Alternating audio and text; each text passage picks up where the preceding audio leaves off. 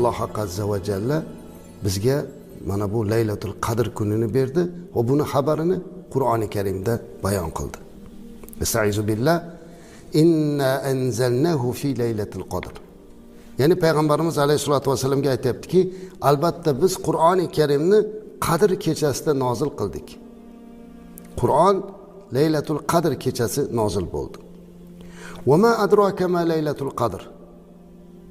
Sizga Laylatul Qadrni nima anglatdi? Ya'ni Laylatul Qadr deganda nimani tushunyapsiz deyapti payg'ambarimiz alayhisolatu vasallamga. Alloh taolo o'zi aytib, Qadr kechasi Qur'onni nozil qildik deb, yana o'sha qadr haqidagi ma'lumotni Rasulimiz alayhisolatu vasallamga savol tariqasida berib, sizga ne anglaturki bu Laylatul Qadr deyapti. Va orqasidan Alloh azza va jalla o'zi javob berib, Laylatul Qadr xoyrun min alfi shahr. Qadr kechasi bu 1000 oydan yaxshiroqdir dedilar.